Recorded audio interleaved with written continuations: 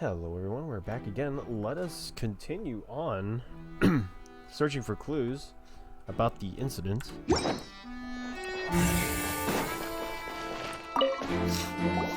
Sorry, but no one can freely enter or exit the Opera House at the moment. If you wish to leave, you must register your identity with us first. No, we're not leaving. We're representing Linny and Lynette as attorneys, so we're investigating the case. Were you always guarding this entrance? Yes, after the Chief Justice gave the order, everyone coming in or out must undergo a strict inspection. So, the missing girl couldn't have left from here, at least not from that point on. I doubt there was much opportunity then either. How can you be so sure, Well, because I was in charge of security near the entrance at that time. I couldn't see Linny's performance from here, which was quite a shame. Just my luck. But still, I did not abandon my post, and I stayed put no matter how loud the applause was. If someone had so much as even approached the door, I would have noticed it, let alone if they had tried to leave. We Melusines are good at that sort of thing, you know. So, it's safe to say the girl couldn't have left through here. All right, thank you for your help. This will be useful info.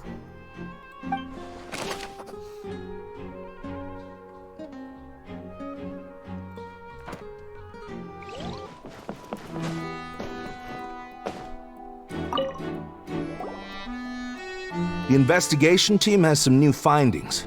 Turns out there's an issue with the random number selector after all. See, I told you. What if the machine picked some big guy's seat? You think the murderer would have still made his move then? Sorry to interrupt, but we're helping Linny and Lynette with their side of the investigation. What were you saying about the number selector? There's something wrong with it? You're trying to help them? That'll be a tall order. Linny used the machine to pick a random member of the audience during his performance, right? The lucky girl that later disappeared. Well, we thought there might be a serious problem with the machine, so we had it taken away for further inspection. It turns out that the seat number it picked wasn't random at all. The machine picks that same number every time. I'm sure you already know that you have to make a reservation in advance to get a seat, regardless of whether it's a trial or some performance. In other words, Linny knew who would be sitting where from the very beginning. That much checks out. Linny reserved our seats for us, too.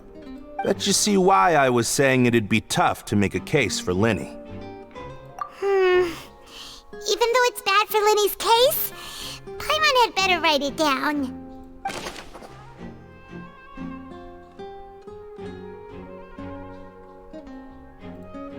It's definitely been tampered.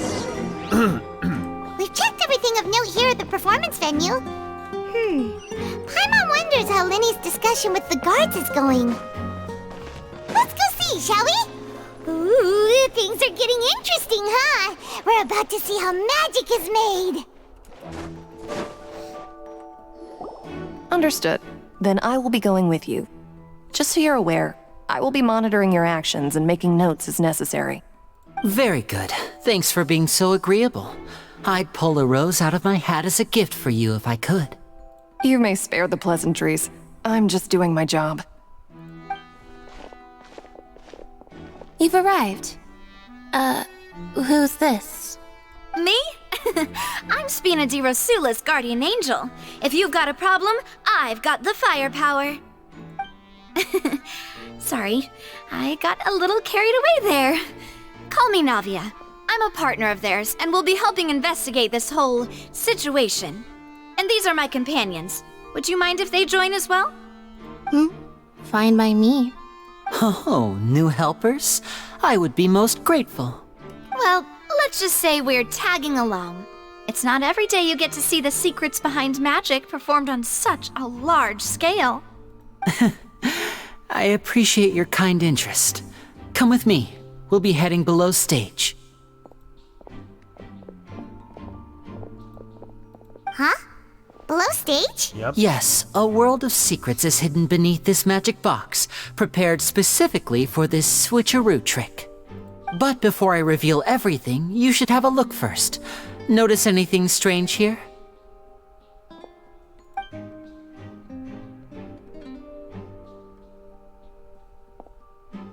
I'm not trying to be dramatic. Remembering the details of a trick will help you understand the methods used to perform it more easily.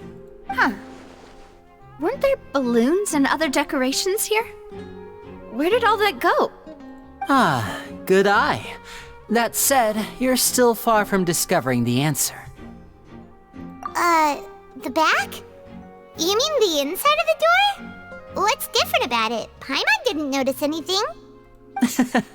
Very good indeed. I thought you might not be able to catch that, given that you were sitting in the first row. The back of this door was patterned. Those patterns are now gone, replaced by a smooth wooden board. So, if you put 2 and 2 together, what do you get? Exactly. All right, let's go. I'll tell you how it works as we head down. Oh, so there was a passageway under the magic box! I knew you'd figure out most of it as soon as you saw this place. The 2 magic boxes are positioned right above the 2 entrances of the tunnel. See this flatbed trolley? The box with the lucky audience member in it would be shuttled over to the other side using the trolley. This trolley can raise and lower and even rotate, ensuring that the box will face in the right direction. I see. So that's the purpose of the box inside another box. Precisely. The inner box would descend after the audience member was put inside and be moved along the trolley, all while the outer box would remain on stage as if nothing had ever changed. So that's how you did it! Once the box was lowered, the trolley would store some energy through this device here, with which it would complete the rest of the steps. The audience member would only be able to feel some slight movements in the dark, and by the time she walked out, she would already be back on stage. Right! You were talking that whole time, and you even came out for a moment near the end! Ah, yes. A phonograph operated by Lynette was used to achieve that effect. My assistant and I had already scripted our conversation beforehand. When the countdown began, I had already gone to the opposite box via a tunnel using that ladder. And what about Lynette? Where was she? I was in the mezzanine space in the back of the box. Oh, interesting!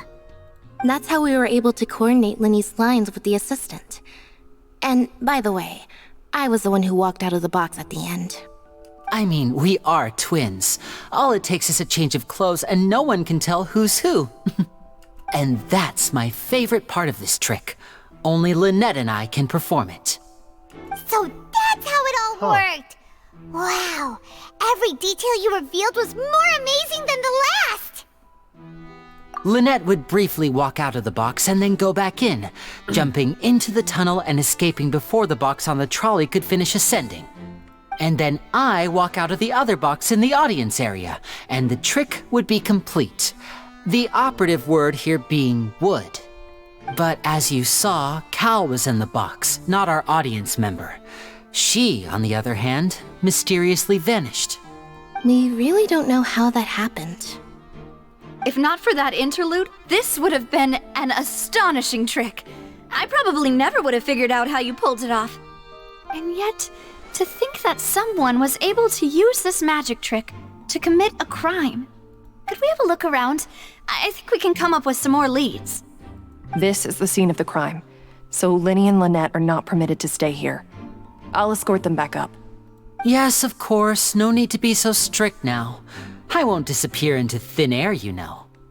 Thanks, everyone. We're counting on you.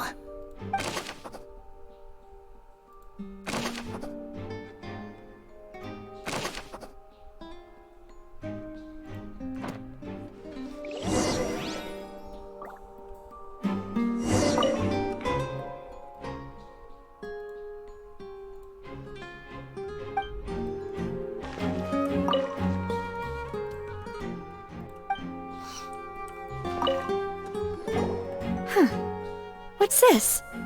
Looks like a hook tied to the end of a rope. Huh?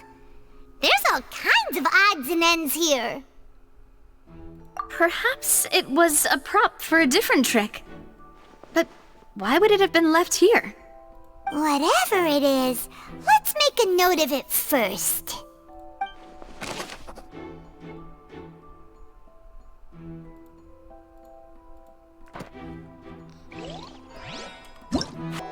The floor is wet. Please be careful not to slip.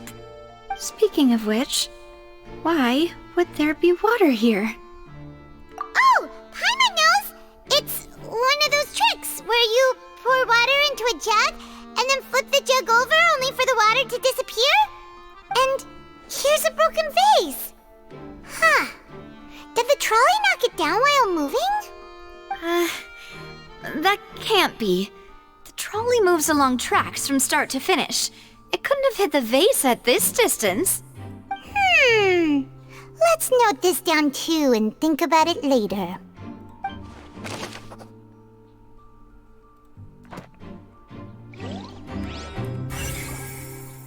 Oh, these are the clothes that the lady chosen from the audience was wearing, right? Her clothes are here, but she's nowhere to be found. Right!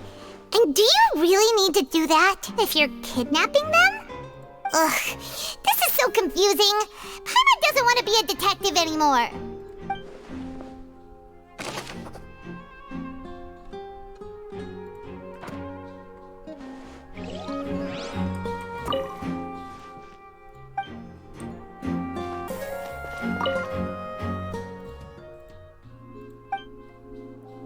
There's a vent right there. Aha! What is this place? It seems someone could fit through here. Could this have been the suspect's escape route? Alone, perhaps. But if they had to pull another person with them, this space would be too narrow. But there are no other ways in or out of here. Oh, you're right! Let Paimon write that down.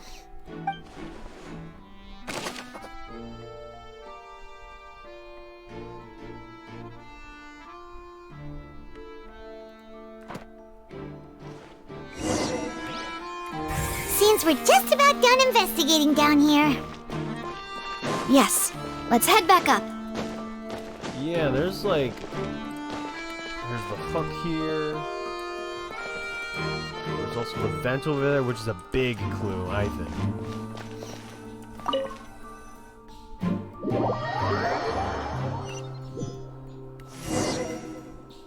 Well, we've ascertained the state of the crime scene. Let's find a place to sort out our findings once Malus returns. Seems to me that there are several things that don't add up here. Apologies for the wait, demoiselle. So, what did the guards say? Did the criminal escape through the vent? They believe the odds of that are very low, since the vent leads to the Opera House's basement. The guards have checked the area carefully. No one left through the basement during the performance or after the incident, and no one was found hiding there. So the tunnels become like a secret chamber then! You know, like the kind you usually see in novels. The plot thickens. Halsey's disappearance and Cowell's death are both quite inexplicable. No wonder Farina was so confident in her accusation. All the current evidence points toward Linny and Lynette. In other words, the charges are very likely to be upheld unless we make some considerable progress. Charges and then trial. So if the charges are upheld, they'll announce a sentence? That's right. This is how a trial goes in the Opera House. During the proceedings, the Chief Justice and the Oratrice will hear statements from both sides. That's right. This is how indemnitium is produced. The statements from both sides, the defenses from attorneys, witness testimonies, and even the audience's emotions will all be projected on the Oratrice. To put it simply, it's as if the Oratrice has its own will, and is a judge in its own right. This also precludes any kind of favoritism on the part of the Chief Justice. And not that this has ever happened anyway. Once both sides have finished speaking, the Chief Justice will make his final decision. This, too, will be used by the Oratrice as a reference, Then, finally, the Oratrice will be consulted by officials. The result it returns is the will of justice itself. Huh? So that machine is the one that actually decides? Paimon thought Noirceur called the shots. In practice, there is very little difference. Both have always come to the same judgment, which is why people have great faith in the Chief Justice. Ah, yes, the guards also asked me to convey that none of us will be allowed to leave this place before the trial. We're already here at the trial. Why? Because we've chosen to act as the twins' proxies. That makes us persons related to the case. They're concerned that we might be colluding with outside parties, or that we might find outside help to disrupt the case. And even if that were not so, it could prove problematic if we happen to spread key information about the case ahead of time. I'm ready to break out at any time. Whoa! There's no need for that! Paimon thinks they have a point. That said, are they providing food? Of course. Jesus. I just hope you don't mind the lack of options. I'm afraid that catering to all tastes is not in the cards, nor is any guarantee of balanced nutrition. In that case, let's just sort out our findings together here. Pity. I was hoping to take you to try some of Fontaine's famous desserts, too. I mean, what better way to properly think through our findings than over some tea and sweets? Huh. Breaking out suddenly doesn't seem like such a bad idea after all. Paimon. Just kidding! Paimon will still do her best, even if there are no snacks. What do you mean, no snacks? Of course we'll have snacks. If we cannot buy some, then we'll simply make some. Huh? Here? But how? Understood, Demoiselle. Everyone, please come with me.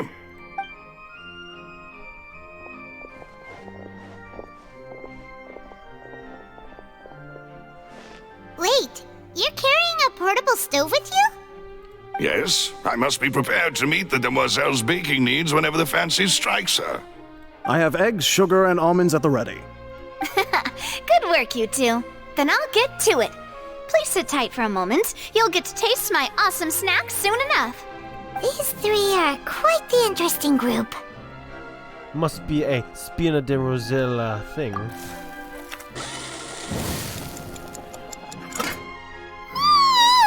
And Paimon thought it smelled good while it was still in the oven! Oh, it's even better now. Paimon can't stop drooling. From the way you had these two guys carrying all that stuff around, Paimon thought you'd have them do more during the baking process. But you ended up doing the entire thing by yourself! Beating the egg whites, grinding almonds, everything! I was applauding. And I was giving encouraging smiles. Paimon was just thinking, aren't you worried about getting your fancy dress dirty beating egg whites and baking like this? Well, I don't think it's carved in stone anywhere that fancy ladies can only read books, sip tea, ride horses, and play the piano. I just really enjoy making snacks. That's fair. Don't underestimate beating egg whites, by the way. It's a real arm workout. You also need to beat them to just the right consistency, or your macarons will crack. Anyway, give these a try, fresh out of the oven. There's 3 for each of us. Only 3? Well, eating too many sweet treats might send all that sugar to your head. You wouldn't be able to think clearly about the case on a sugar rush, would you? Tea is ready to be served as well. This is Demoiselle's favorite, strong black tea with a floral fragrance that clears the mind and lifts the spirit. No need for concern. I'm merely doing as I should.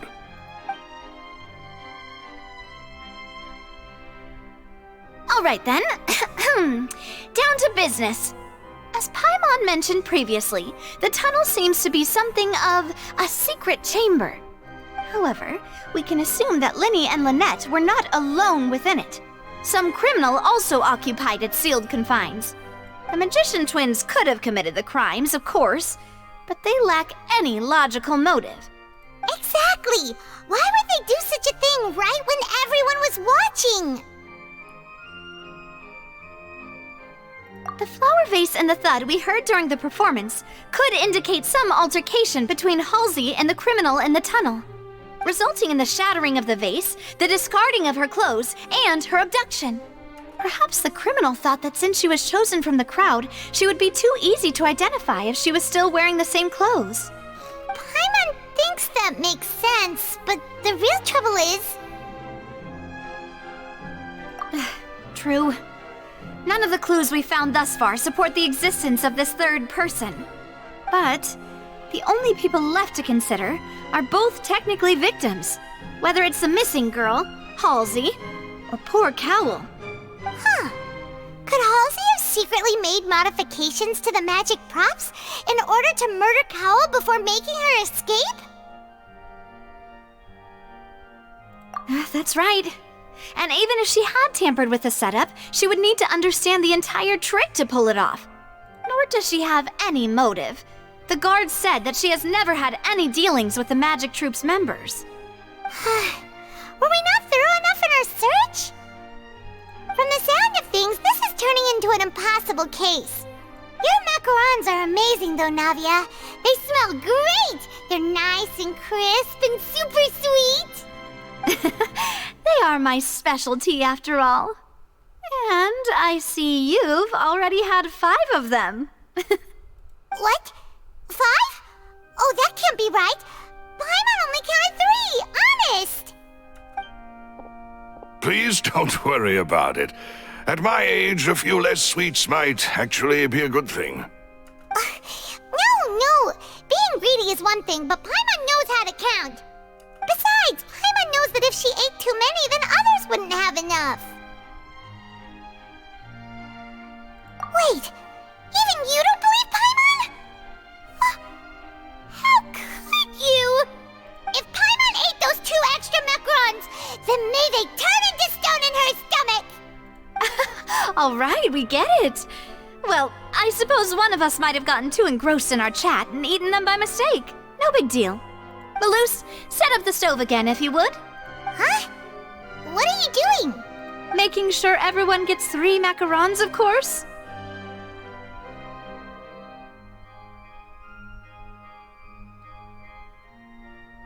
No, she knows. We're not alone. Exactly. We don't want to trouble you. As you wish, demoiselle. And I have the egg, sugar, and almonds. Well, this really is your hobby, huh? No, we're not alone. Well, that's it for snack time. I'm going to have another look around the area. I don't know what we're looking for yet, but we've still got some time. As attorneys, I suggest the 2 of you think the case over again. It would be awkward if you got all tongue-tied on stage during the trial. All right, thanks for your help and for the snacks. It was nothing. A small task for the Spina di Rosula. Silver, Maloose, it's time to go. I'll be back if I find anything new.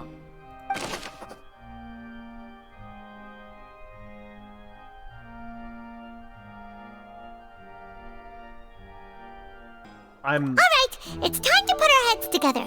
We've got to get our defense ready for the trial. Oh, it's probably gonna be a long and difficult case. There's no point in worrying about that now. We just need to prepare. Here, take Paimon's notes. They should help you review the situation. Yeah, honestly, so I'm a big fan of like these murder mysteries and stuff. So I'm definitely like, I'm turning gears right now. My head is turning a lot of gears. Hold on. So where is this? All right. So why would it be him? How did he get in the box? How strange. We're missing 1 clue. There's 2 things in that the tunnel. size wouldn't have been a problem for Paimon. The tunnel leads into a chamber, but doesn't go anywhere. It doesn't lead anywhere else. So that kind of throws that out of the window. Whoever the murderer was, Paimon doesn't get this at all. You think about it for a bit, Traveler. The fact that her clothes were on the ground, meaning that she had changed clothes. This is it's like there's no way. I want to assume that Halsey is still in the opera house. Because... So, okay, her clothes are on the ground that we found in that tunnel. Meaning she must have had a spare changed clothes. So she's somewhere. We just don't know where she is. She's probably in disguise. And I know... Hold on. God, we all... It says, so she is a famous painter and came to watch the magic show in order to take a break from her own creative work. She isn't known to have been entangled in quarrels with any of the members of Linny's magic troupe. Let's keep that in mind, because I think this is a very big... big thing to really keep in mind. Big painter, very, very famous painter, but has no experience in the magic industry or whatever. There was no third person. And Paimon didn't eat more than 3 macarons either. I think there is a very low probability that we have had a third person. There's gotta be a third person involved somewhere. It's very low. I'm kind of doubtful about this, but I think this is something we should keep in mind. That vent tunnel sure is something to think about a little bit, but I don't know. There's just not enough clues leading up to it. People, this is... Okay. Let's... I don't know for work-life balance, but... Alright. I don't think there's anything else I could really, like... Nothing. Whoever the murderer was... Why would it be him? He died. How strange. Why was he in the box? Like, that is such a red flag. Like, why was he in the box? We saw him, he was outside of the box. There's no way.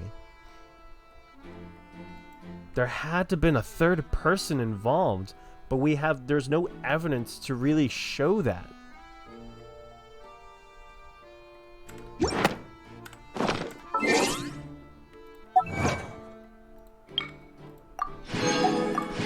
Okay, let's pass the time. I think we're ready. Like, there isn't much we can go off of here. Like, there is not a lot, like, at all.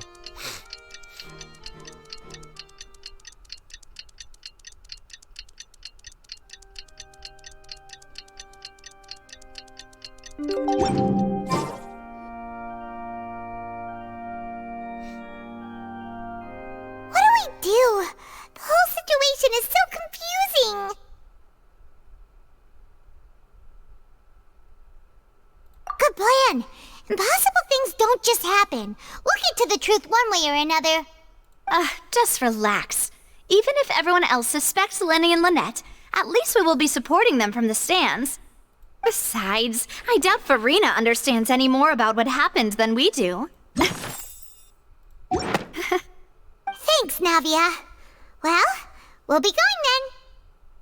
Best of luck to you. I like how the box came up there.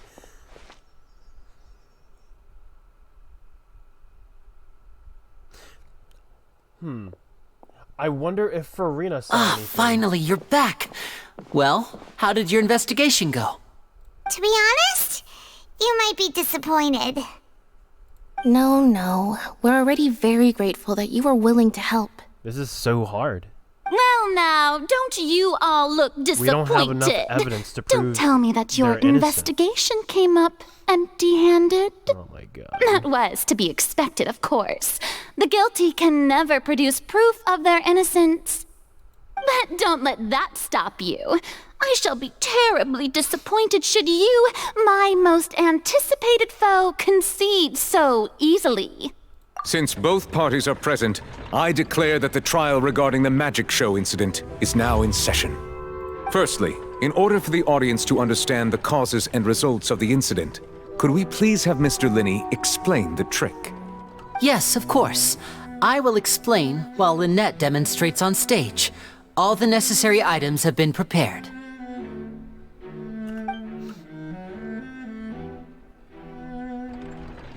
Thank you, Mr. Linney. In that case, I take your statement to be that you ran to and remained hidden within the magic box in the audience stands once the trick began, and thus could not have committed the crime. Is this correct? Yes, that's correct, Your Honor. In that case, I call upon the prosecution. Lady Farina, do you wish to refute his statement in any way? Why, of course I do. Allow me to take the first shot and break this case wide open. She's Mr. so Linney cocky. is clearly lying. There is no way you could have been in the box the whole time if you were to abduct Halsey and murder Cowell. In fact, I'd say you were hardly in that tunnel at all. That is simply your hypothesis based on the presumption that I'm guilty. Oh, is that so? And if I may ask, what did you hear while you were inside your box? The roaring countdown of the crowd, of course. That's how I kept track of the time and built anticipation for the finale. And you didn't hear anything else at all? Nothing that might leave an impression of any kind? No, nothing. I see. But when the count reached 30 seconds or so, there was a thud. One so loud that I believe practically everyone heard it. Not everyone heard it. Huh? Hey, hang on! Something's not right here. No. Yeah, I'm sure he could have heard a noise that loud from inside the box. I was right by the box, and I definitely heard the thud. Oh, man. Look at those scales. Could those mean... Well then, ladies and gentlemen, allow me to use the words of the magician himself. You never know what can happen in the blink of an eye. Indeed, it seems his alibi can also collapse in the blink of an eye. Of course, I have armed myself to do far more than smash your alibi. Confidence cannot go unfounded, and my foundations are rock solid. Tell me, aren't you and Lynette actually from the House of the Hearth? The House of the Hearth? What? No wonder they did something like this. So the serial disappearances were the Fatsui's doing. Now it all makes sense. I've got a feeling that what happened on stage probably wasn't just an accident. That's irrelevant. Our identities have nothing to do with what happened. Indeed. Then perhaps you could tell us everything that happened during that 1 minute. Your first priority is to prove yourself innocent after all. I'm sure there is little that needs to be kept secret now. Unless your script already has holes in it. The Outlander is speechless. My, oh my, don't they look flabbergasted? Now comes the infighting and discord, I suppose. This was almost too easy. Good thing I made all those preparations. Seems the all-nighter I pulled last night is really paying off. Hey, Linny! Why didn't you tell us this before? Yeah. Order! Order! Mr. Linney, allow me to re-establish the facts. Lady Farina has raised 2 points. First, when the thud was heard in the Opera House, you were neither in the box nor the tunnel. Second, you and Ms. Lynette are both members of the House of the Hearth. Are these claims true?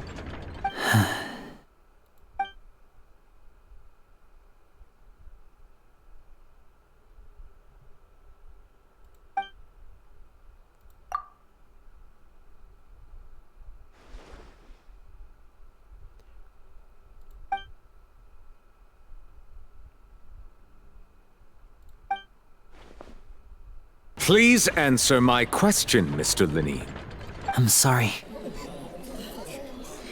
Yes, they're true, Your Honor. I knew it! Well, that's it. We might as well move on to the sentencing already. Bruh. What should we do now? I don't know what we could say. Granted.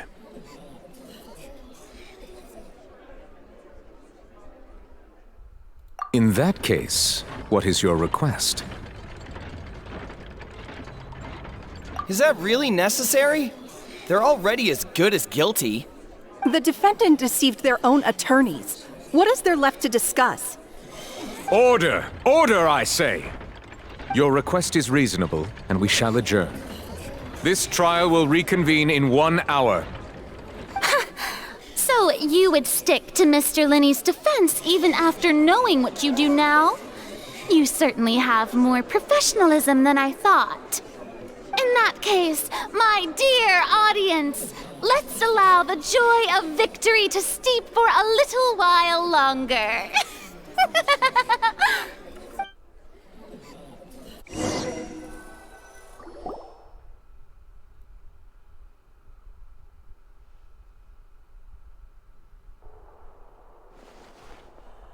Yeah, man, we gotta talk. Well, this is awkward. I didn't think the Hydro Archon would dig all that up. I'm sorry, Traveler and Paimon. Yeah, sorry. Paimon doesn't know where to start. We trusted you two. We based our entire reasoning on the assumption that you weren't bad guys. Not to set the wrong tone or anything, but Paimon's really mad. I'm very sorry. I know you're angry, and reasonably so, but please, let me explain. I know you've clashed with the Vitui several times before. I wouldn't be surprised if just hearing the word is enough to make you upset.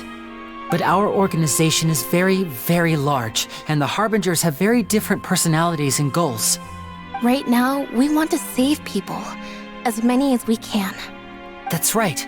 I'm sure we're on the same page when it comes to this nation and the disaster that its people might face. I knew if it weren't for our respective identities, we could become good friends. That's why I didn't wish to flat out lie to you, but chose to hide some details instead. The truth is very important, but being completely transparent about everything would see us spending more effort than we need to. Right. So, you be the judge. Heck, if I were you, I fear that I'd even struggle to trust me at this point. You met a Fatus who works as a magician, a trickster by trade. All by coincidence, too. But still, I'm asking you to trust me. I am no criminal. At least, not in this case. Sorry. Please forgive us. Well, you both say that, but... Where did you actually go while the trick was being performed? Right. Let's hear your They weren't answer even in the first, tunnels and or no the boxes. lies now. Of course. I'll answer any question you ask. We've been trying to find out how the Oratrice operates. We want to know why it has a consciousness. Why can it deliver sentences accurately? During our investigations, we learned that the machine's core is beneath it. From that moment on, Lynette and I have been designing this box swap trick with the objective of getting close to the core. Is that why you needed a whole minute? That's right. In truth, the audience would take about 75 seconds to count down from 60, while I would only need 15 to get to the opposite box. So, after jumping into the tunnel, I accessed the Opera House basement via the vent, and went to investigate the room in which the core is stored. That air vent was created during the construction of the tunnel specifically to execute this step. Well, nothing. As soon as I reached that room and was about to investigate, I heard someone's voice.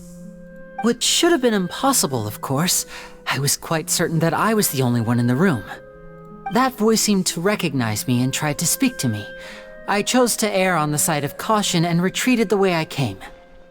On the way back, I saw the broken vase and the clothes on the ground, but the countdown was almost finished, so there wasn't time to give it any thought. After that, the homicide occurred just as you saw. Well, that explains why you didn't hear the thud.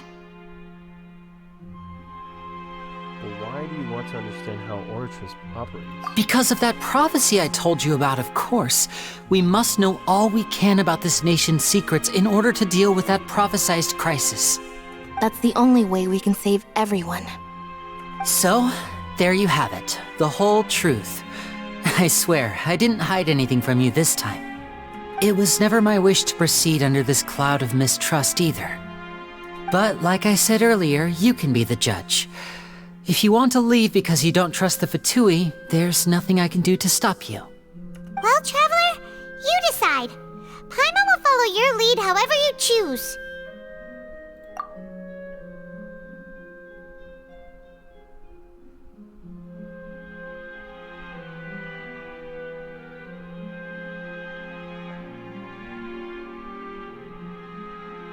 Okay, thank you.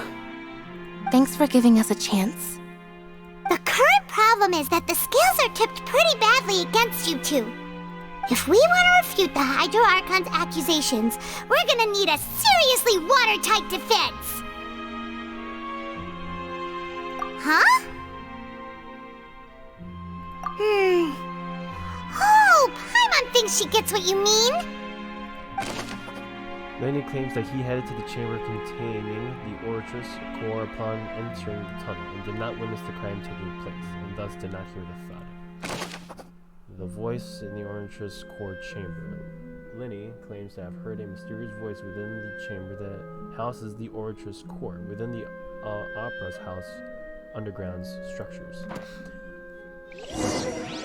I did suspect that there's like a third person involved. But now, Lenny went to the Orchis core and heard a voice. We have something.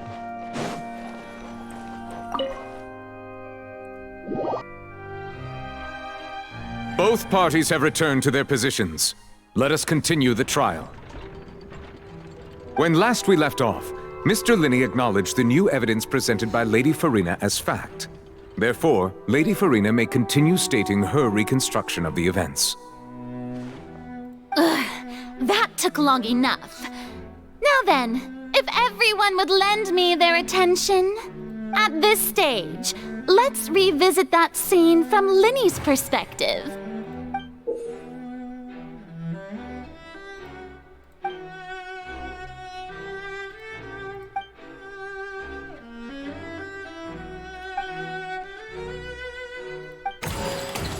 Okay. As the countdown began, he entered the tunnel. When the flatbed trolley passed, he opened the box and got into an altercation with Halsey, which caused the loud thud.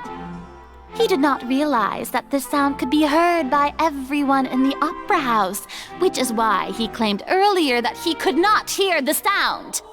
Finally, he used the vase to knock her out, before making her change clothes to prevent others from recognizing her. At this time, Cowell arrived in the tunnel, having heard that strange noise, and caught Linny red-handed. So Linny proceeded to knock him out too before stuffing him into that box. Afterward, Linny passed the unconscious Halsey to his accomplice through the magic box in the audience stands, before operating the devices such that Cowell's death would be ruled an accident. And there you have it. That's the truth behind what happened. Does the defendant's side have any objections to Lady Farina's description of the events? The key to refuting Lady Farina is the order of events, what Linny experienced, and what he saw.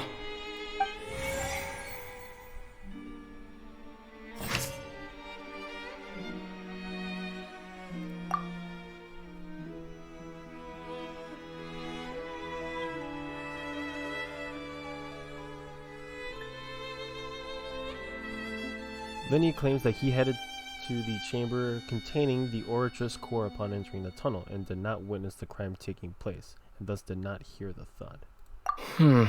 Seems this won't produce a particularly effective rebuttal.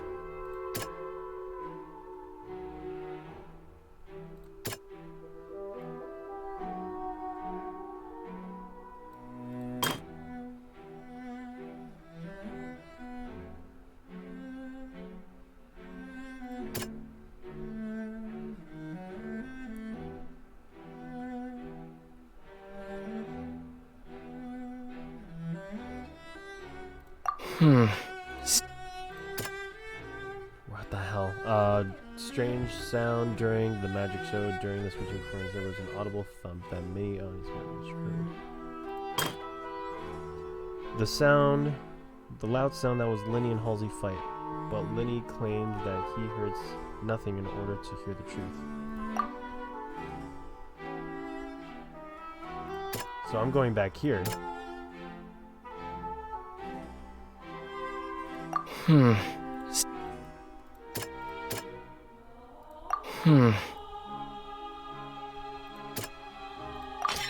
According to Linny, he left via the vent after entering the tunnel. He couldn't have had that altercation with Halsey. Yeah, he didn't even say anything about that, too.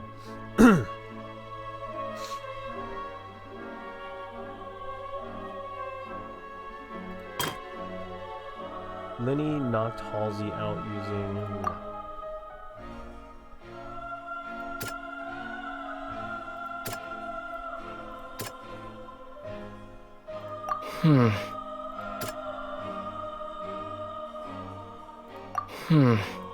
Damn. Okay. Linny knocked Halsey out. However, was Linny really in the tunnel at the time?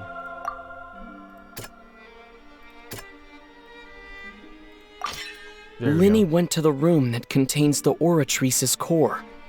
This is the actual truth. Okay. Linny knocked Cowell out. There's no way.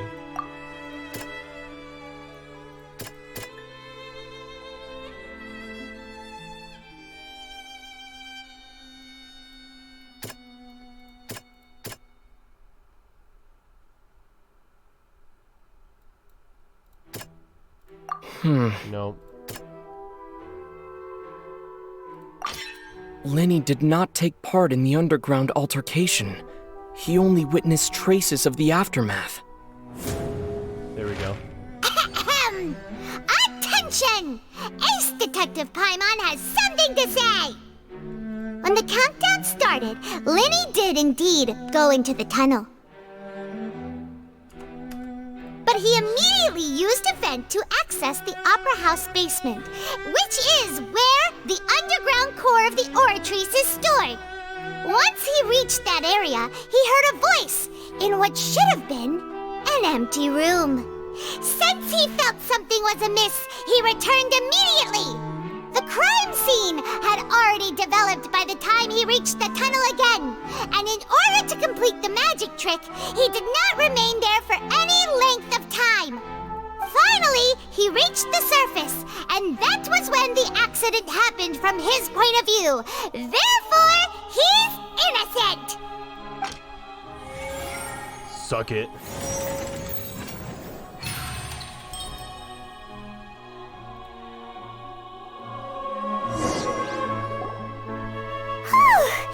Paimon did it!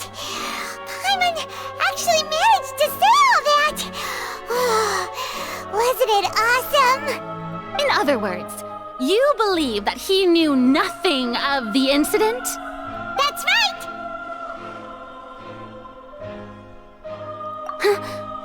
My reasoning? Oh, we got her now. The onstage equipment was clearly tampered with in a premeditated fashion. That's right, actually. If that's the case, then if Cowell hadn't entered the tunnel, who was the entire setup meant to kill? Assuming that what you say is true, Linny only needed to kidnap the young girl to cause a new disappearance case. What would the point of killing someone on stage be? Oh, they have a point. That's right, you tell them! And that's why they're partners of mine. They've managed to turn things around. Oh, well, your denial is very strident, I'll give you that. But what proof do you have to back your claims?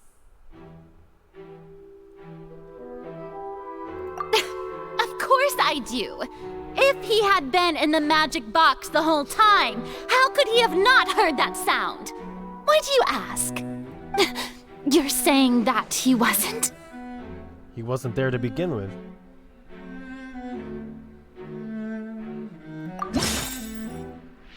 has become a critical clue.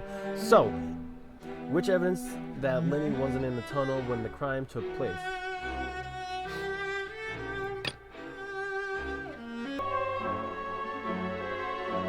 Are you sure we don't need to give this more thought? Paimon thinks there's something off here. Oh, so that's not gonna do. Wait, so it's one of these then?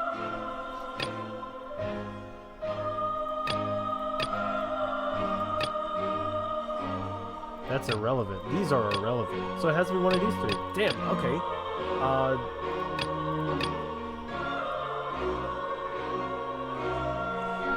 I would think this. That's right! Lenny wasn't in the box or in the tunnel. That's why he didn't hear anything strange during the performance. This means that when the crime happened, Lenny had already entered the basement via the vent. The same clue you used to disprove his alibi has now become the best proof! Ha ha! How do you like that? Well played. To think you'd use such logic. Well then, if it wasn't Lenny who committed the crimes, then who was it? There had to have been a third person involved.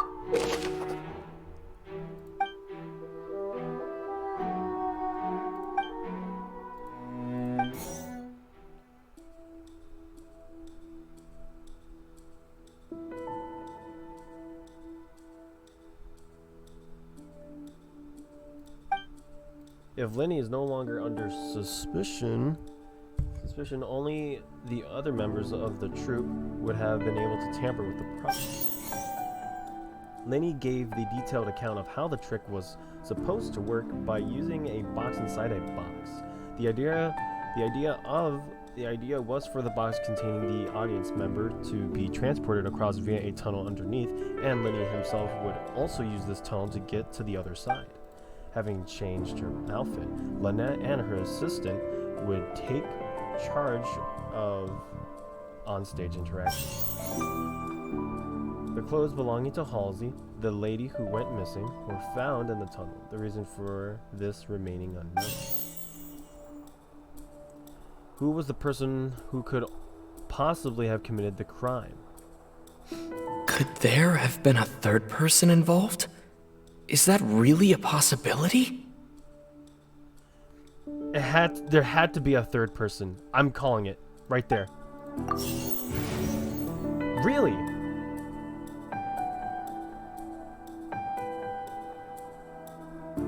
The deceased's name is Cowell, Lenny's assistant. He would have been able to tamper with the equipment.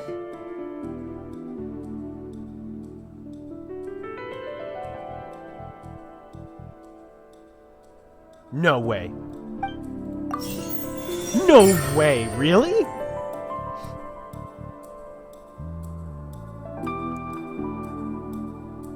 Yeah. Oh my god. Huh? That can't be right. Are you serious? Something like that could happen.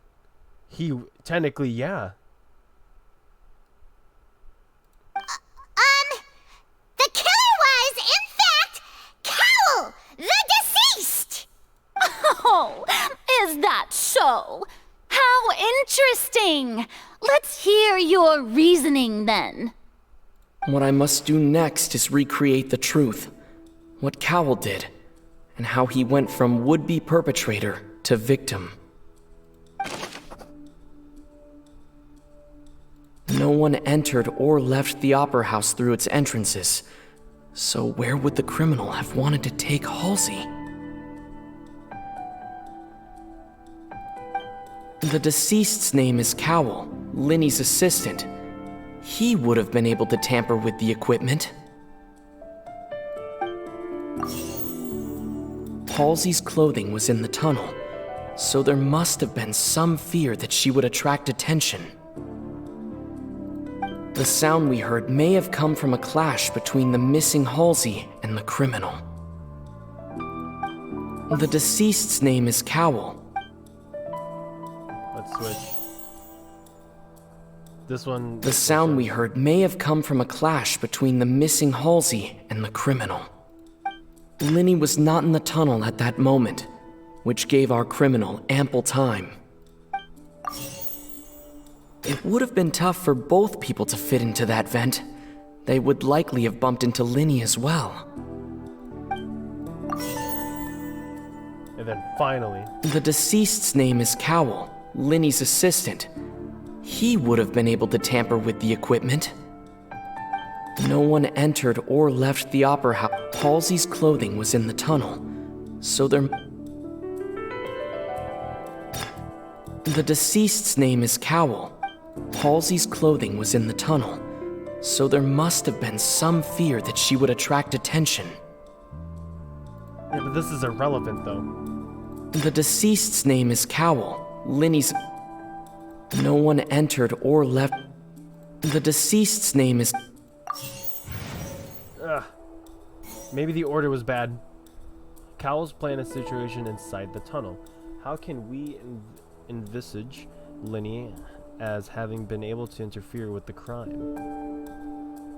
Linny was not in the tunnel at that moment, which gave our criminal ample time.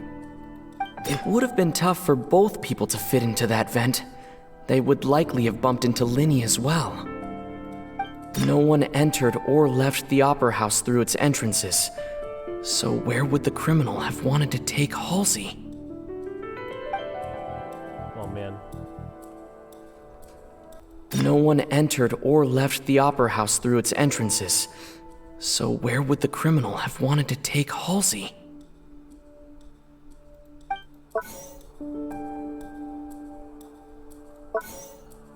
Oh my god, I should be reading this up here. How can we envisage Linny as having been able to interfere with the crime?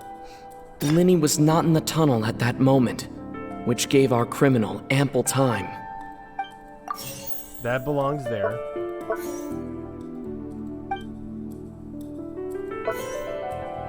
Who is the prime suspect? The deceased's name is Cowell, Linny's assistant. This guy right here. Where did the missing Halsey go?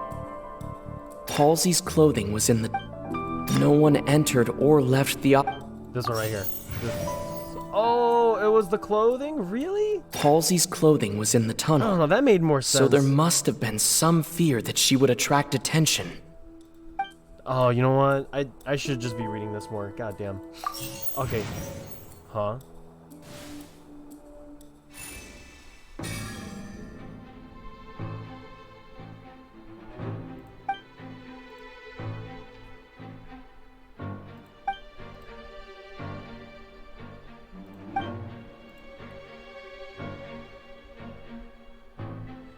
This would have given time for Cowell to bring Halsey out of the magic box in the audience stands.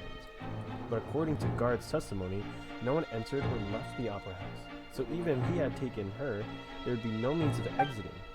Exiting from the box would have been in the full view of audience, pretty much guaranteeing that they would be destroyed. What's wrong, Traveler? Are you still having trouble figuring things out? Yeah, where did she go? I see how it is. So this was all just a bluff. And here I thought you had something to show for it. But it seems you're still far from the truth. Look, since we're at a dead end, why not consider a different track? Just like the trick as it transpired, the end result must have been utterly different from the magician's initial design. If only we knew how Halsey disappeared. Well, that would be nice, but the tunnel only has 3 exits, and none of them seem very likely. And it's not like this is a magic trick where you can just make a real live person disappear. You know, like you did from that water tank, Lynette. Maybe magic was involved in this. Excuse my interruption, dear opponents, but do you not see that the crowd is growing impatient? There is no greater sin in this opera house than an awkward delay in the performance.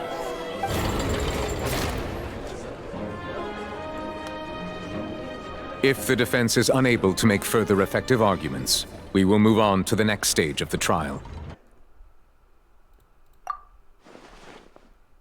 Linny was not in the tunnel at that moment, which gave our criminal ample time.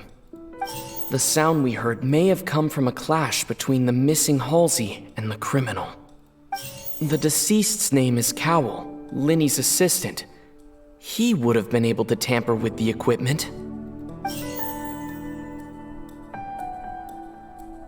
The vase was not broken by chance.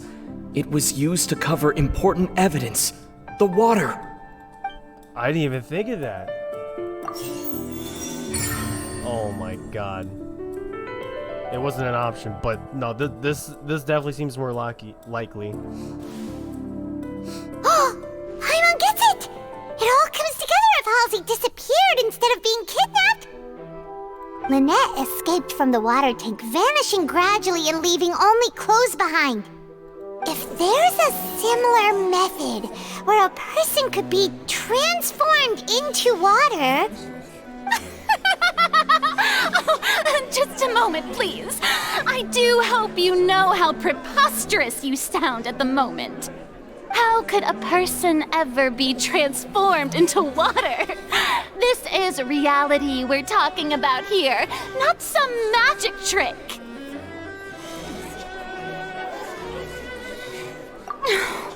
Must we really? I should think that of anyone. Your friend Linny already knows this truth very well. Magic tricks are ultimately just illusions and misdirection. But Halsey's disappearance is very real. We're talking about two completely different things. Even so, I trust the Traveler's judgment. I think I just cracked this. Maybe not just magic, but what if there was someone with a vision manipulating? Like, someone's using their vision, like elemental powers, to make it a magic trick. The truth must be out there somewhere. Perhaps some new line of reasoning may open if we try to gather all the focal points that don't make sense. Since Cal was the deceased, we haven't placed much attention on him. But given that we aren't making much progress with the case, it wouldn't hurt to have a look at his belongings, would it? People really do come up with all sorts of harebrained schemes when at the end of their rope. The way I see it, your suggestion that we broaden the scope of our investigation is nothing but a tactic for stalling the trial. Nevertheless, I believe that this is a reasonable request on the part of an attorney. Since the trial does indeed appear to be at an impasse, I believe that additional evidence may help us make more progress. Guards, please step into the lounge and examine the personal effects of the deceased, Cowell. We are still examining the items, but we have already made critical progress that we feel must be shared with everyone post-haste. We discovered several test tubes of fluid within Cowell's baggage, each labeled separately. The notebook in his backpack claims that these fluids are... water from the primordial sea. The primordial sea? The note's contents also indicate that Cowell belonged to an organization that sells illegal drugs and that he had an accomplice. The notebook has many entries concerning safe usage of these fluids, in which the keyword dissolve appears many times. One of these tubes was labeled Opera Epiclese, along with yesterday's date. It is empty. The notes also state that these dissolution properties work exclusively on people from Fontaine. It's likely that Halsey was chosen as some sort of test subject. As such, we believe that the defense's hypothesis is, in fact, supported by sufficient evidence. You've got to be kidding! People dissolving into water? Oh my god. Could something so ridiculous actually be true? Wait a moment. This reminds me of a certain prophecy, but it's just a coincidence, isn't it? Huh. If people can become water, does that mean that the water tank's real use was as a means to hide water stains? And if Cowell was targeting that girl... Wait just a minute. Could that mean... You two, with me, quick! Demoiselle, wait! What about your partners? Let's go. Just trust me. Order! Order! It is undeniable that further examination of the deceased's personal effects has yielded some surprising results, but we cannot yet verify the veracity of these clues. Still, let us assume that these clues are indeed authentic, albeit with the understanding that Ms. Halsey has yet to be found. Guards, please continue examining the items along these lines. Mr. Linney, it appears your hypothesis is supported by the evidence, so please continue speaking. Of course. Thank you, Your Honor. If we uphold this hypothesis, I believe that many of this case's seemingly unrelated clues can be connected together. Right! Like the metal hook! That one didn't make sense at all. Let's think about this. Cowell's methods must have something to do with that water from the primordial sea. The liquid the guards found in the Cowell's luggage seems to have the ability to dissolve Fontanians into water. That's crazy. Who is the prime suspect currently? The deceased's name is Cowell. Right here. What item did the culprit use to control the timing of the dissolution? The water from the primordial sea should already have been prepped before Halsey entered the magic box. What item did the culprit use to dissolve Halsey? Oh. The water from the primordial... That would be that. Lynette was in the magic box on stage the entire time. Did she have something to do with this? I remember there was something else within the inner layer of that box. The rope that held the water tank up was lit by the fireworks and snapped. As such, the focus here is on the water and not the tank.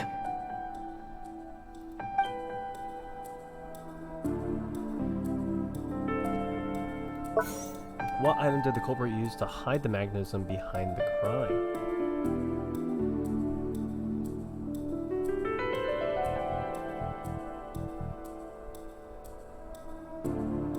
Lynette was in the magic box on stage the entire time. Did she have something to do with this? Now it seems like the hook rope was not meant for another magic trick, but was instead some form of triggering mechanism. There's a cut rope there. That's clue.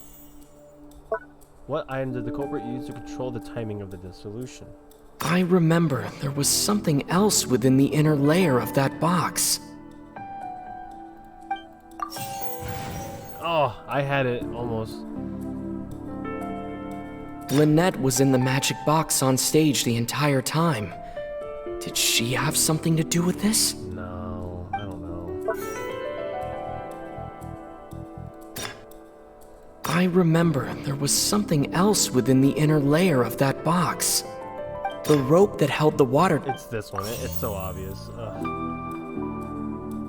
The rope that held the water tank up was lit by... Now it seems like the hook rope... Lynette was in the magic box on... Now it seems like the hook... Oh! Really? Not the rope? I remember there was something else within the inner layer of that box. There we go. Okay. I was trying to piece things together.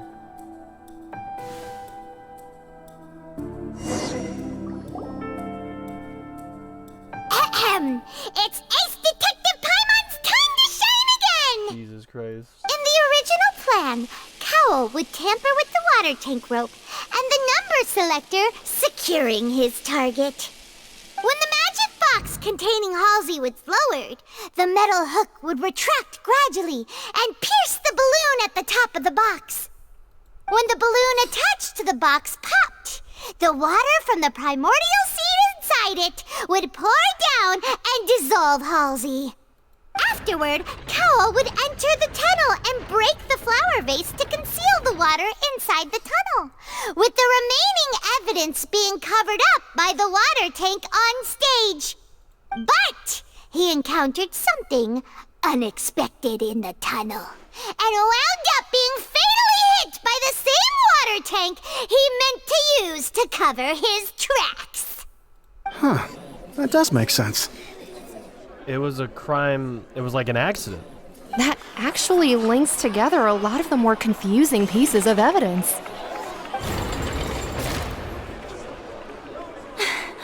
Oh dear, what do I do?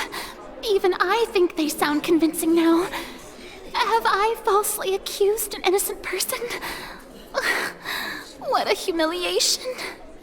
Now, it seems like the only point of contention remaining is the exact circumstances that led to Cal's death. His notes mentioned he had an accomplice who could be related to the situation.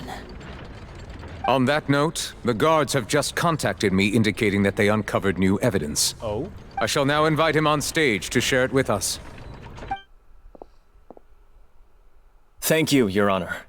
We were just inspecting the luggage of the other people involved in this case. And we found an identical sample of the water from the primordial sea among Linny's personal effects. What? That can't be. Oh, I see. Well, how wonderfully comedic to have your own counterattack only to come back and wound you. Does this not clear all doubt? My dear citizens, my loyal audience, allow me to present my reasoning and bring this performance to a swift close. Honestly, so annoying. Linny did not need to take part in the dissolution of the young woman at all. Indeed, he did leave the scene via the vent. Having made modifications to the props beforehand, his accomplice Cowell then caused Halsey to vanish using the water from the primordial sea. But upon his return, in cruel avarice, Linny desired sole credit and prepared to do away with his partner in crime. Ultimately, he knocked Cowell out, and the tool meant to cover the crime up also became a murder weapon. Now, as much as I regret having come to such a viciously straightforward conclusion, it does seem that the famed Fatui is quite the cold-blooded and ruthless organization. Am I right, Mr. Linny? We've used up all the evidence we collected. There's no way for us to make a rebuttal here. Is this the end of the road?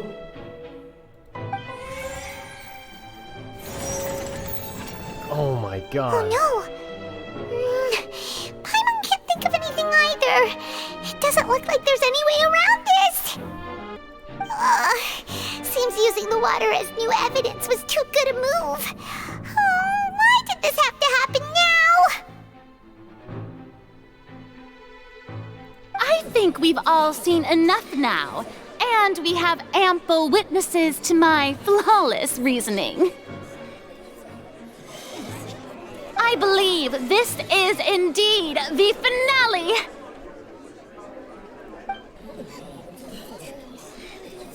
Now then, my good, noble Chief Justice, should we not, in your view, move... Excuse me, everyone, but I must interject! Oh my god, Navia, please. Miss, I must ask you not to shout, and to respect the ongoing legal proceedings. Oh, come on. Don't be hasty. I have a good reason for interrupting, you know. Now, would anyone here like to take a little break from all this debate and see a little magic? I'll show you an amazing trick. One that can bring a young woman who has disappeared back in the flesh, right before your very eyes. Please, do the honors, Mr. Linny, if you would be so kind. What in the world is she saying? No offense, miss, but miracles like that are beyond my scope as a magician. Come on now, don't be silly. Magic is all about misdirection, isn't it? It often conceals the truth while presenting a fascinating illusion. But once everyone believes the illusion, can't magic reveal the truth to them once again? And wouldn't such a trick be the most marvelous finale to today's performance? Come on, Linny and Lynette, give it another go. Don't worry. Spina di Rasula has made the necessary arrangements on your behalf. But as the magic makers and stars of the show, I think I should leave the final performance to you. I understand.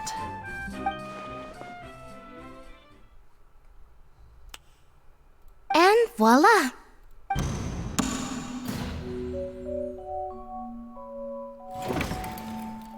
Halsey.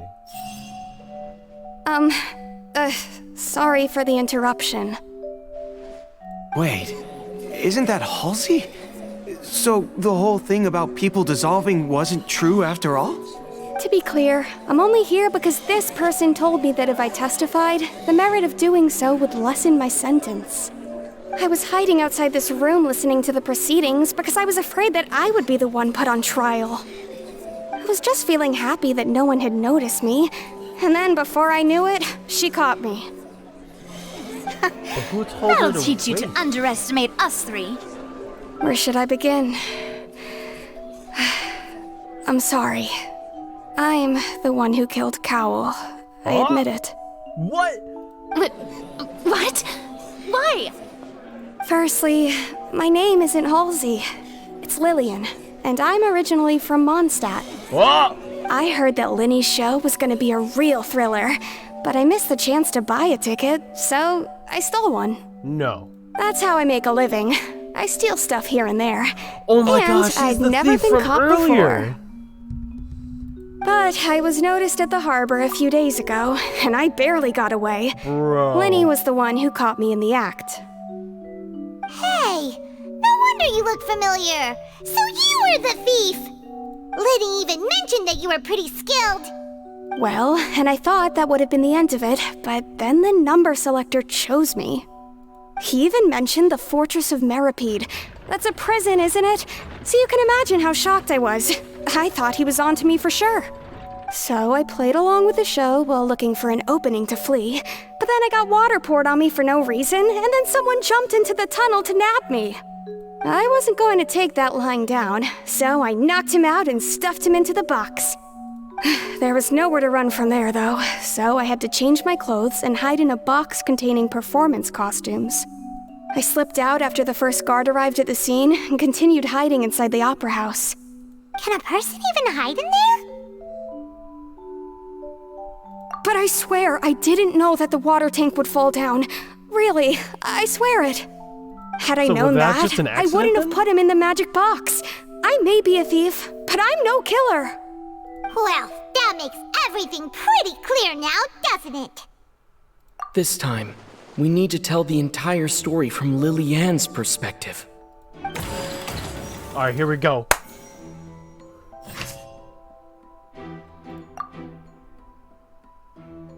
Okay, well, I mean, that's a fact.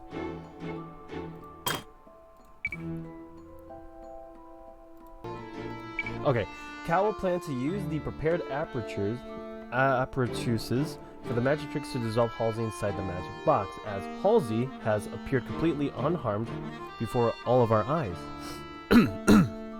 Farina's conjecture no longer holds water, and how would Halsey have reacted when the water from the primordial sea suddenly began to trickle in?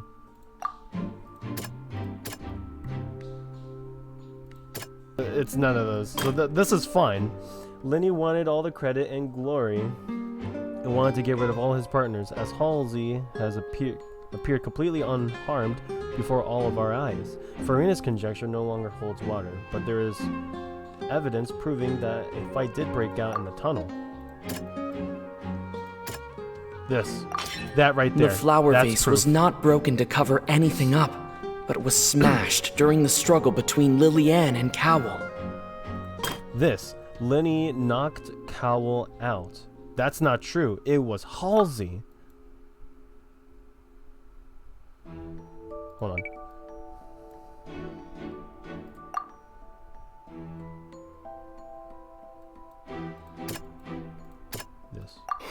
No? Wait,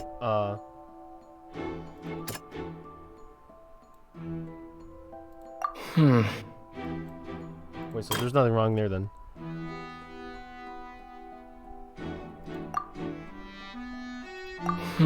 Really? No. There is something wrong here.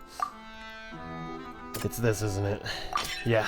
Lily-Ann was afraid that she would be recognized if she left, so she changed clothes and hid, biding her time. Just what one might expect of an experienced thief. And then finally, a meticulously designed magic prop activated, causing the water tank to crash down and make everything seem like an accident. It was this.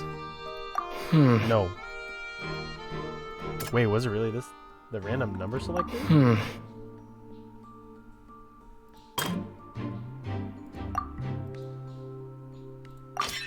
The strange sound wasn't from a fight. It was Lily-Ann's attempt to break out when she was frightened. That's it. Wow. And it's Ace Detective Paimon time! Having been selected out of the blue, Lily-Ann panicked. Her panic only intensified after she entered the tunnel and had water poured on her head. So she kicked the door open, producing the thud we all heard. Hearing the commotion, Cowl leapt into the tunnel, only to discover that Lily-Ann had not dissolved. He did not know that Lily-Ann was not from Fontaine, but was a thief who made her way in by stealing And that's why ticket. she didn't dissolve. Mistakenly believing that the water from the primordial sea needed time to take effect, he tried to force Lily-Ann back into the box. The two broke the flower vase during the struggle, but Lily-Ann came out on top, knocking Cowl out and putting him in the box. With no way of escaping, she changed her clothes and hid in the costume trunk until the performance ended.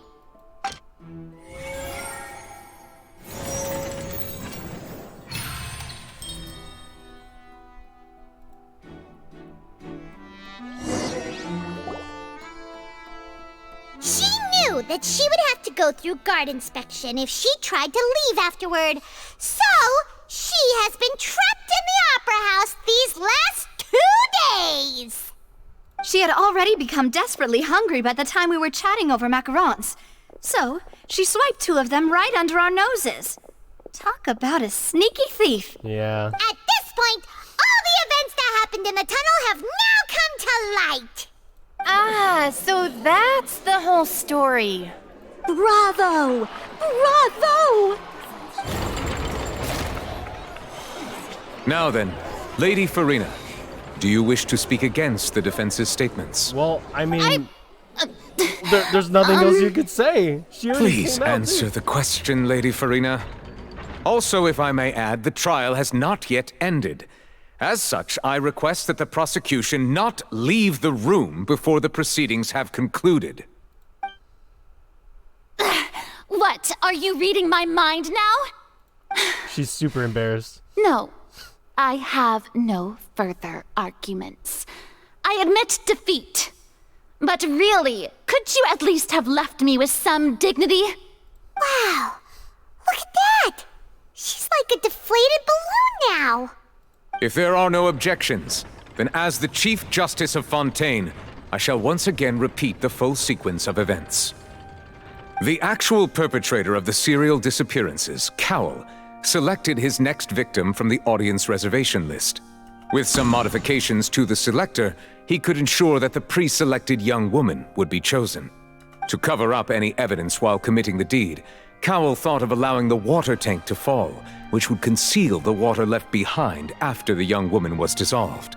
He also tampered with the rope suspending the water tank, using the fireworks at the end of the performance to cause the tank to drop and hide the watermarks. He poured the water from the primordial sea into a balloon during the preparation of the magic box and stuck it to the box's lid. Finally, he passed the prepared hook on a rope through the gap in the magic box's door when bringing the young woman to said box. When the magic trick officially began, the box containing the woman was lowered into the tunnel, tightening the hook rope and bursting the balloon containing the water. If all had gone to plan, the young woman would be dissolved at this time. However, Lily-Ann was not from Fontaine and thus fled the box with a loud noise. Realizing that there was trouble, Cowl entered the tunnel and met Lily-Ann. Thinking that the waters had not yet taken effect, he decided to proceed. However, his opponent was more capable than he thought, and he was overcome, knocked unconscious, and placed into the magic box. And Lily-Ann, according to her own statements, then changed clothes and hid until the performance ended, before hiding in other parts of the opera house. As for Linny, he was in the underground structures within the Opera House, and was thus ignorant of these happenings. From this reconstruction of events, we can conclude that Linny, the accused, is in fact innocent. While there is much in Linny and Lillian's conduct that should still be investigated separately, this case at least can be handed over to the Oratrice to make the final decision.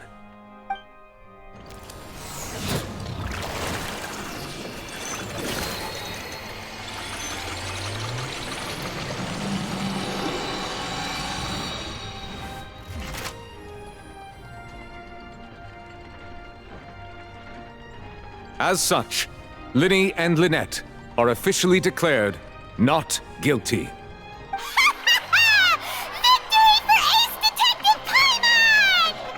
Great work, partners. Thank you all. Thank you so much. Next, I think we deserve an explanation, Guard Vaughn. How did you find the water from the primordial sea in Linny's baggage? Right! Your discovery caused me to make a serious mistake, you know. Or was that not a discovery, but false evidence that you dared to bring before this court? I suspect that the accomplice mentioned in Cowell's notes was not Linny, but you, yes? Oh?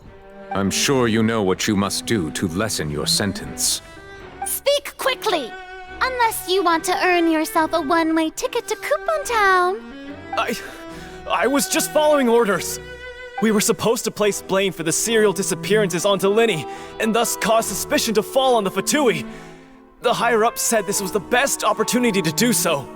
And now that your plan has fallen through, and the secrets of the water have been revealed, you have become a liability to said higher-ups, yes? Therefore, you would be wise to tell everything you know, and seek the protection of the guards. Yes, I'll tell you everything I know. Our boss discovered that the water can cause people to dissolve. It can also be made into a potion, which when extremely diluted, can cause people to experience unforgettable exhilaration. We've been in this business for a while now, and have made decent more off it. The disappearances were also the boss's idea. I mean, this is the boss we're talking about. Oh, jeez.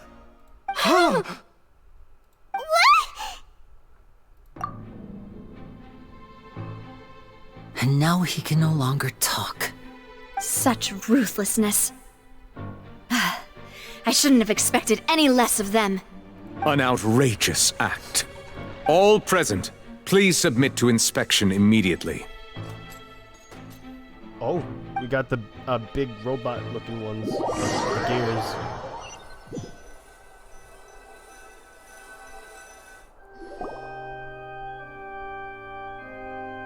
So, we're just going back now?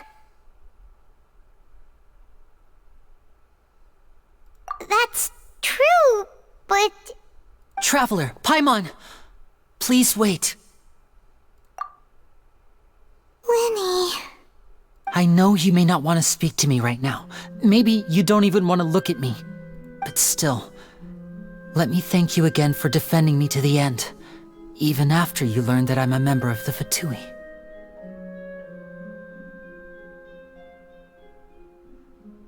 I guess. But regardless, I'd like the opportunity to set things straight. I didn't approach you with any ulterior motives or ill intent. I've spoken to you as myself, just plain Linny this entire time. As for why I'm a Fatus, it's because the goals of the House of the Hearth align with those of an orphan like me. That's all. That was how Father, who you might know as the Knave, approached recruiting us back then too. The Knave? The one who controls the House of the Hearth? She's your father? That's right. And since we're here, I was wondering, would you mind hearing a story? It's about my past. Back when our parents first died, Lynette and I were left wandering the streets. To survive, I took to surreptitiously observing an older street performer who did magic. It took me several days to figure out how he pulled off his amazing tricks. I took my sister through several streets until we found a crowded corner, and we began to perform magic tricks there. To my surprise, we proved to be pretty popular, and we could at least stop worrying about where our next meal would come from for a time. But I didn't want my sister to remain a street rat together with me forever. Before long, an aristocrat came to me and claimed that he wished to take us in after watching my performances. So you went from orphans to nobility just like that? That was how we felt at first, too. As if fate was on our side and we could say goodbye to those painful days. But I gradually discovered that while we were called foster children, he was really after my talent for magic tricks. He would constantly take me to all sorts of banquets to garner attention, which he would then use to expand his social circles. That doesn't seem too bad either. Better than roaming the streets at any rate. It took a while for me to realize just how dark his heart really was. After one particular performance at a banquet, I discovered that Lynette was not on the same return vehicle as me. I waited a long time after we returned home, but she did not come back. I went to that noble's bedroom and asked him about her whereabouts. The answer he gave me was, she caught the eye of the most eminent person at the banquet, so I sent her over as a gift. I mean, you'll be able to perform your magic regardless of who your assistant is, yes? Oh no. So he was gonna... But wouldn't Fontaine's laws deal with such people? As far as outsiders are concerned, this is a relationship akin to adoption or foster care, and they have their ways of escaping the eye of the law. I managed to ferret out the location of the mansion of that so-called eminent person and hurried through the night. But by the time I leaped over the walls, avoided the guards, and made my way in, all I saw was the moonlit ground covered in blood, and the knave standing there in the darkness. So, she'd already taken care of that guy. That's right. She had rescued my sister before she could come to any harm, and had even discovered several girls hidden in a basement, all of them orphans. Oh my god. What the Father, fuck? I mean, the knave might have seen something in me, and so she made me an offer. The House of the Hearth welcomes you, for your interests align with ours. Here, none will ever betray you. Indeed, betrayal shall never be permitted here. I was hesitant to trust her. I mean, I had just been betrayed by nobles. But she was also quick to destroy the noble who had taken us in at first, giving us back our freedom. Oh, so that's how the two of you joined the House of the Hearth.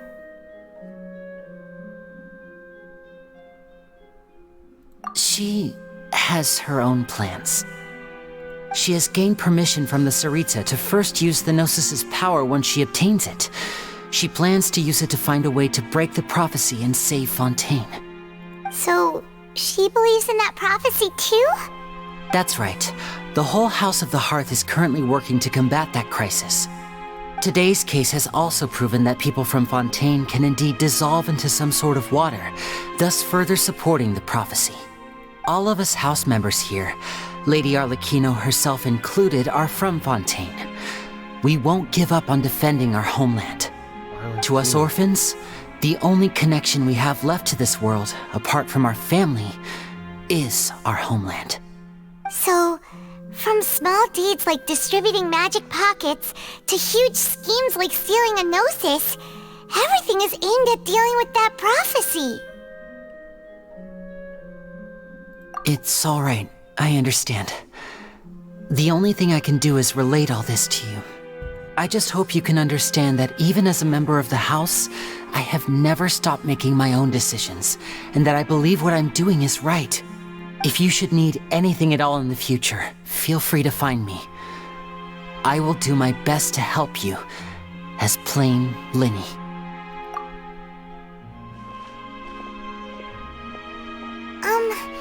Bye, Linny!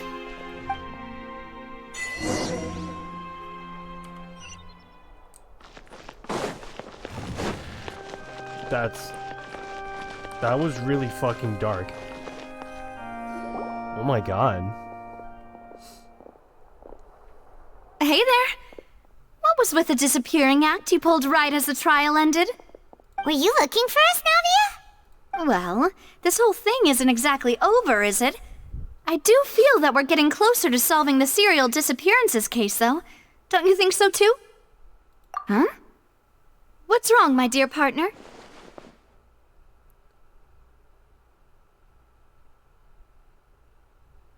Besides, are you sure we're the ones who can crack a case that's been cold for decades now?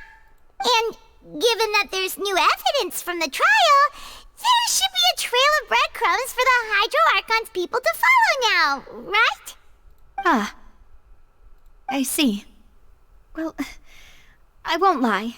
I'm a little shocked to hear that from you. But I suppose you are just travelers who have only arrived in Fontaine after all. Sorry.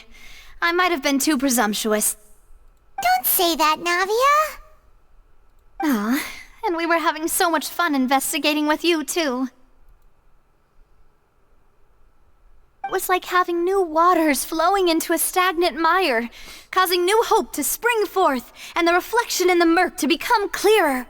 Well, sorry about that. I'm a bit prone to nostalgia. Don't mind me. Wait, shall we have a farewell meal? You know, to commemorate our time as partners? Huh? Do we really need to get that formal?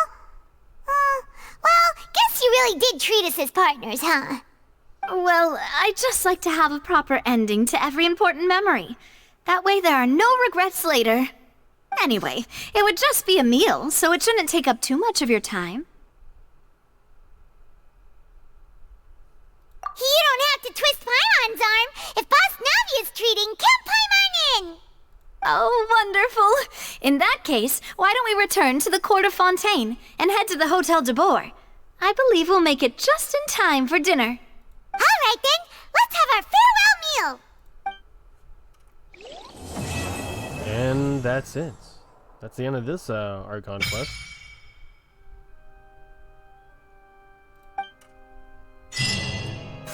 I will post these at some point at a later date. But anyways, thank you guys. Thank you. Well, I don't know who's ever watching. Who's ever watching, really. Hope everyone has a nice day. Bye-bye.